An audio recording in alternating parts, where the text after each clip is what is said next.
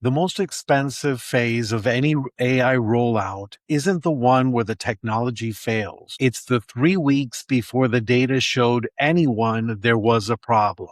Hello, I'm Dr. RB. I'm president of Influens. For more than 20 years, my team and I have worked with people leaders and executives navigating organizational change. This is series 4 of The Body Knows. And today I want to go one step further than last week's conversation.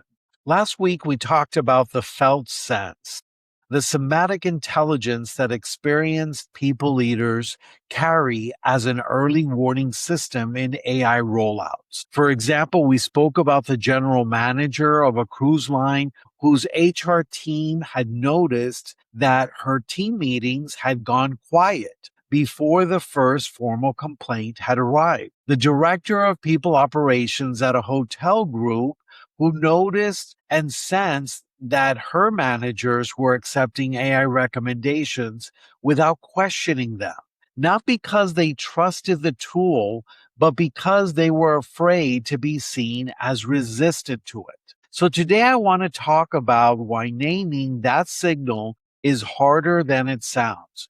Not because the signal is unclear. Often it's quite clear, but because the organizational conditions in which most AI rollouts happen are not built for naming things that can't yet be proven by data. Most AI rollouts in large organizations happen inside a mandate. Leadership has committed to technology, budget has been allocated, a vendor is involved, timelines are real, and inside that mandate, there is an invisible but extremely powerful cultural message. This is going forward. Our job is to make it work. That message is not wrong. Change does require commitment. Rollouts do require momentum, but it creates a specific psychological condition in which the people leader who feels something is off is caught between two kinds of pressure. The pressure to name what they are noticing and the pressure to keep things moving. And in my experience with HR leaders, especially in hospitality, cruise lines, and hotel groups, which I've been working with most recently, these teams, the pressure is to keep things moving usually wins. So here's what that suppression actually costs. It costs time. The signal the people leader did not name at week 3 becomes the formal complaint at week 12. The quiet team meeting becomes the union grievance at month 6, if there's a union. The manager who stopped questioning the AI recommendations becomes the department whose attrition numbers spike in the quarterly review.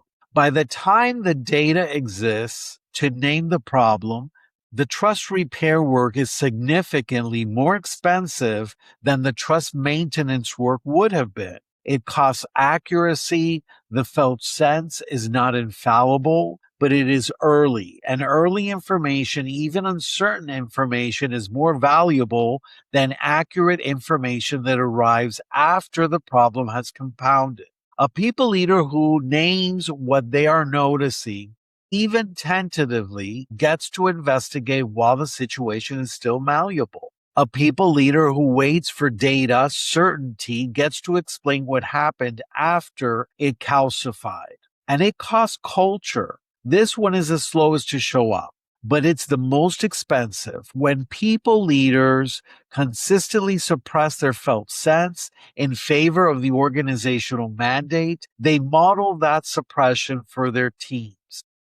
They train their managers not to name things that can't yet be proven.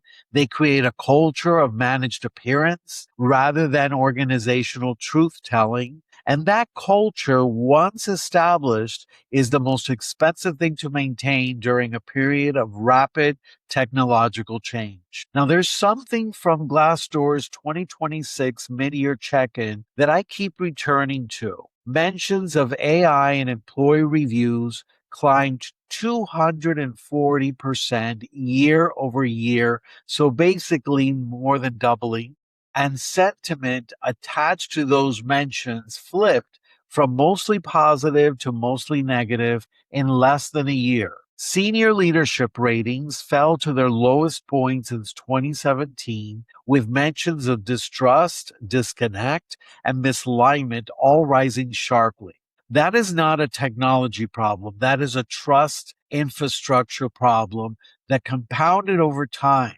And the compounding happened in many cases during exactly the kind of mandate driven rollouts where HR leaders suppressed the early signals they felt. So, what do you do with this? First, I want to separate two things that often get conflated. Naming your felt sense is not the same as opposing the rollout. I have seen HR leaders who feel something is off default to one or two responses, suppressing it entirely because they don't want to be seen as obstructing progress, or escalating it as a problem, which then triggers defensive reactions from leadership and doesn't create conditions for honest investigation. There is a third option. It sounds like this. I've noticed something in the last 2 weeks that I want to understand better before we move to phase two. It's not a problem yet. It's a signal.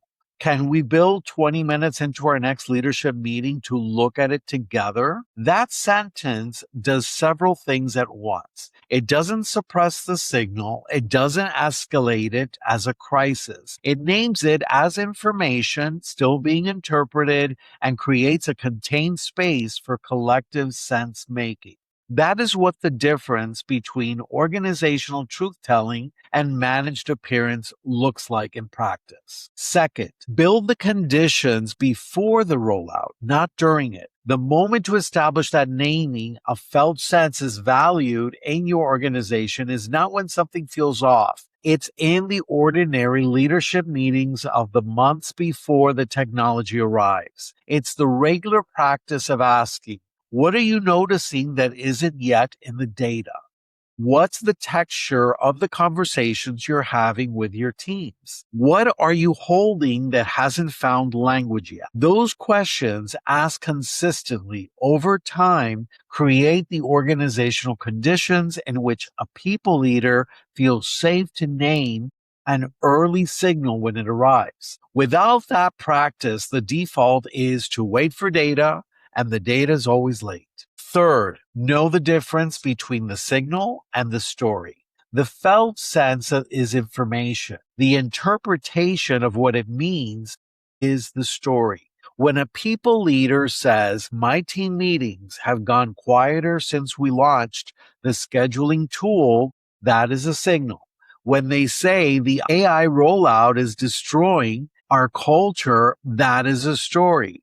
Both may contain truth, but conflating them makes the signal harder to act on and harder for others to receive it. The discipline of separating what you perceive from what you conclude is exactly what AI rollout leadership requires. And it is a discipline, not a talent. It gets built through practice. So in hospitality, the cost of overriding the signal is not abstract. Your frontline people are your product. The warmth and judgment of a cruise crew member, the presence of a hotel concierge who is fully there, the quality of a flight crew, interaction during a difficult delay, these are not incidental to your business. They are what your guests came for. So when people leaders override the signal and push through a rollout that the organizational body is saying isn't ready, the first place you feel it